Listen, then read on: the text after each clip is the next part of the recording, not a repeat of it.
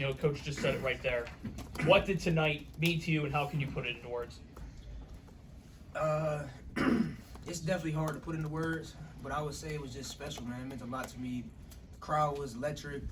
I mean, it's the last time we're going to play here, so it means a lot for us to go out that way for sure. Nelly, you waited a long time to have the opportunity to play in a Pitt uniform. Now that your season is over as far as home games at the Pete, would you say it lived up to your expectations? For sure. I think that exactly. I mean, tonight I think was a culmination of everything, and I think it just led up to all of this, and it was very, very special.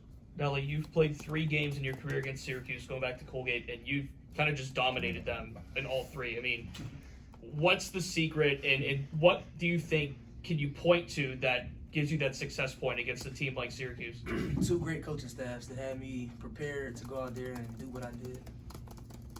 Nelly, how important was playing offense in transition today for you guys? I think it was very important. I think they run the zone, obviously, so when they set the zone, you're kind of locked into whatever that defense allows you to get. But when you're in transition, you can kind of get what you want and take control of the game in that way.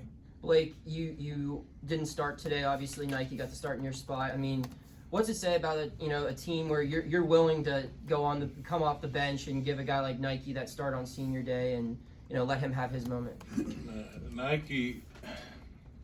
What Nike does and has been doing for this program is like one of the most unselfish things I've maybe ever experienced like firsthand. And truth of the matter is, he would start on most teams in this country, in my opinion, and he's willing to accept the role of not doing that for our team, for the betterment of his team, and that just embodies of what this team is about and what he's about. And I mean, he totally deserves it, man. And so I mean, that's just what it is. You know what I mean? He would start everywhere else. So we just have coaches did a good job selling the talent, and that's what his role is for us. So that's what he deserves. That's what he gets. What was it like mobbing Fish after he made that bucket after the game? I've never done nothing like that. That was probably the most fun thing I ever did in my life. Pure adrenaline. Yeah, for sure. Blake, did Coach approach you about putting Nike in the starting line? I know senior day, but did he approach you about that, or did you have input in that at all? Of course he told me. Yeah. Blake, I think you started your relationship with the Zoo from the first exhibition game. What has that been like, and how much do you appreciate the support they've shown? Every Oakland Zoo, man, that was in the history of the Oakland Zoo. I don't know if there was anything that has to match what the best has been, or maybe even better, man. That was everything. That was great, and we appreciate it so much, man. I even had people, part of my family, was telling me, make sure you tell that crowd at that Oakland Zoo they did an amazing job. So shout out to you guys, 6th Man of the Year. That's y'all. Right around the point when you guys were going to halftime, Florida State hit a buzzer beater to beat Miami. Did you guys see that score at halftime, like when you were back in the locker? I know they announced it after you came back out, but did you guys see that in the locker room? No, we were really kind of just focused on our game at halftime. We didn't really even have a chance to think about what Did you hear? I didn't hear it. They said they announced it. I was trying to act like I didn't hear it. I swear to God, I didn't hear it. Like, what's the significance of 1,000 points for you?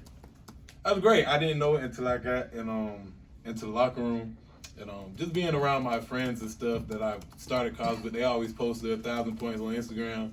And I always wonder in the back of my head, like, where am I at in that scale? Like, I don't know. I don't even know, I transferred a couple schools, so I'm like, is that stat just been broken off? Do we know, like, where I'm at? But so it was cool to finally be like, okay, I'm there. So, yeah, that was great to know. Nelly, what went into the preparation? You got the 27 assists, only 5 turnovers, but also forcing 11 turnovers on the other side from that.